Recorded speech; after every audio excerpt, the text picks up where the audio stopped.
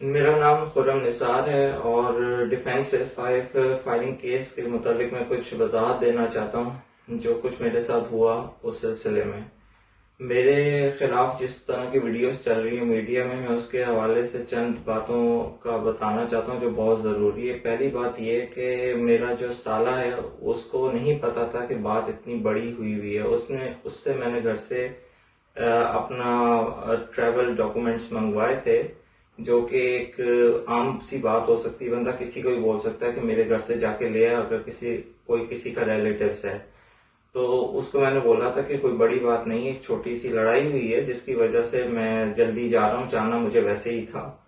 और इसके अलावा जो मेरे साथ हुआ अब्दुल्ला शाह गाजी मजार के पास में, और मुझ पे दो चीजों पर इल्जाम लगाया गया कि इसकी गाड़ी में गन थी, हमें शक था। तो पहली बात तो ये मैं कहना चाहूंगा, जो गन की बात की जा रही थी कि हमें शक था कि तेरी गाड़ी में गन है, तो गन कोई विजिबल हो रही थी उनको मेरी गाड़ी में, जो उनको नजर आ रही थी। पहली बात तो ये। दूसरी बात ये कि इन्होंने मेरे पे किडनैपिंग का इल्जाम लगाया, और किडनैपिंग में ये कहते रहे कि मैंने किडनैप किया बोर्ड बेसन से एक लड़की को असले के जोर पे। पहली बात तो है कि मैं बोर्ड बेसन गया ही नहीं। अगर बोर्ड बेसन में भी बहुत सारे कोई 100-200 कैमरे लगे होंगे तो एक पिक्चर या एक वीडियो भी दिखा दें बोर्ड बेसन में जो कि नजर आ जाए। मैं गया ही नहीं बोर्ड बेसन। तीसरी बात, ये शाइन फोर्स का बंदा था, इसका काम ही नहीं था मुझे रोकना। चौथी बात ये थी कि जिस तरह इसने मुझे चलो रोक भी लिया तो ये प्रॉपर पुलिस यूनिफॉर्म में नहीं था, और जब इसने मुझे रोका तो इसके हाथ में गन थी और मुझे कहते दरवाजा खोल। इसने डायरेक्ट मेरा जोर से दरवाजा खोला और मैंने फिर भी हल्का थोड़ा शीशा नीचे किया और मैंने बोला क्या बात है, कौन हो तुम? कहते हैं पुलिस वाले। मैंने कहा पुलिस वाले अगर हैं हो आप तो आप मुझे अपना कार्ड शो करो, पुलिस कार्ड। लेकिन कहते हैं पुलिस वाले देख नहीं रहा। मैंने कहा मुझे नहीं पता कि तुम पुलिस वाले हो, क्योंकि आजकल पाकिस्तान में, आजकल क्या कई सालों से पाकिस्तान में वर्दी बिकना आम बात है और हर कोई अपने गार्ड्स को वर्दी पहना के कहीं पे भी लेके जा सकता है। फिर मैंने इससे बोला कि अगर तुम ये मुझे नहीं शो कराओगे तो मैं तुम्हें नहीं पुलिस वाला समझूंगा।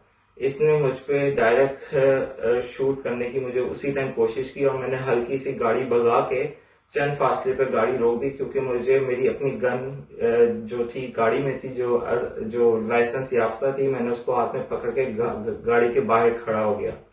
गाड़ी के बाहर खड़े होने के बाद जब जब जो भी वीडियो उसके बाद जो चली, जो ये मेरी वीडियो बनाते रहे और फिर मैंने भी इनकी बनाई, लेकिन मेरी वीडियो सही से बन नहीं सकी, इनकी बन गई।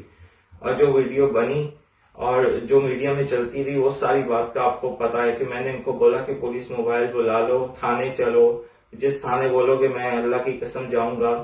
तो ये मुझे नहीं लेके जाना चाह रहे थे थाने में।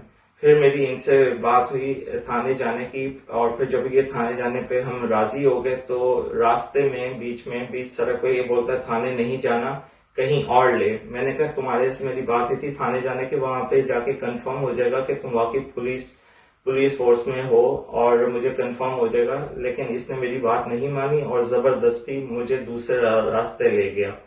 फिर भी मैंने गाड़ी रोक ली और जैसे ही मैंने यू टर्न करने की कोशिश की तो इसने मेरे जो स्टेयरिंग है गाड़ी का उसको पकड़ के न्यूट्रल गाड़ी कर दी और गाड़ी रुक गई। मैं गाड़ी से उतर गया। उतरने के बाद ये मुझे बोलने लगा कि हम तुझे वहां जरूर लेके जाएंगे, तू तुम्हारे साथ तू बहुत बुरा कर रहा है, अगर तू नहीं चला तो तेरे साथ बहुत बुरा कर देंगे। मैं डर गया। मैंने इसको बोला मैं नहीं जाऊंगा, तुम्हारे से मेरी थाने की बात हुई थी, लेकिन इसने नहीं किया। उसी दौरान इसने फ्रंट सीट से गाड़ी के अंदर घुस के मेरे पे फायर किया, लेकिन इसकी गोली नहीं चली। और अब वीडियो में देखा जा सकता है जब ये फ्रंट सीट से नीचे झुक के गाड़ी में गया तो मैंने इसका बाजू भी पकड़ा, लेकिन इसकी गोली नहीं चली। फिर ये दोबारा बाहर निकल के मुझे बहाने से बातों में लगा रहे और अपने हाथ में जो गन है उसका अंगूठे से गन का चैम्बर सही करने लगा और दोबारा से मुझे शूट करने की कोशिश करा। उसी दौरान मैं डर गया, मुझे अपने बीवी बच्चों की याद आई और मैंने इसको अपने सेल्फ डिफेंस में फायर किया। और वो जो मेरा इंटेंशन इसको मारना नहीं था, मुझे सिर्फ अपनी जान बचानी थी। क्या मैंने अपनी जान बचा के क्या गुनाह किया? मैं क्या कर सकता था? मुझे नहीं पता था कि ये असली पुलिस वाला है भी कि नहीं। जब इसने मेरे साथ ये किया तो मुझे मजबूरन गोली चलानी पड़ी।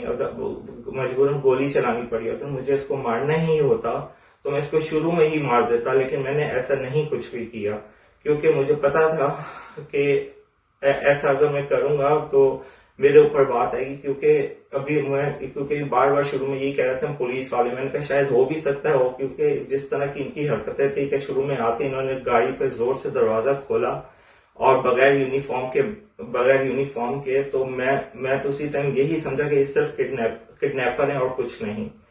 तो मैं तो अपने वालिद साहब से आता हूँ मिलने, साल में एक दफा। मेरे वालिद साहब ज़ईफ हैं, एक की उम्र 90 है, दूसरी मेरी वालदा की जो एज है वो तकरीबन 75 से 80 तक है। मैं उनसे मिलने आया था और मैं आता जाता रहता हूँ, और मेरे पास ये मेरी गन लाइसेंस याफ्ता थी जो मेरे पिछले 18 साल से मेरे पास थी। अगर मैंने कभी भी कोई गलती या कुछ मेरा क्रिमिनल रिकॉर्ड मेरे गन के हवाले से निकलता तो वो पहले ही निकल आता। मैंने 18 साल में कभी गन का इस्तेमाल गलत नहीं किया। 18 साल से जिसके पास गन हो वो क्या कभी ना कभी तो गलत इस्तेमाल करता ना। ये मेरा सेल्फ प्रोटेक्शन था जो मैंने गन के होते हुए इस्तेमाल किया। और इसके अलावा मैं नहीं कुछ कहना चाहता। मजीद अगर वीडियो की मुझे जरूरत पड़ी तो मैं जरूर डालूंगा और बताऊंगा कि असल हकाइक क्या है। थैंक यू, बहुत बहुत शुक्रिया।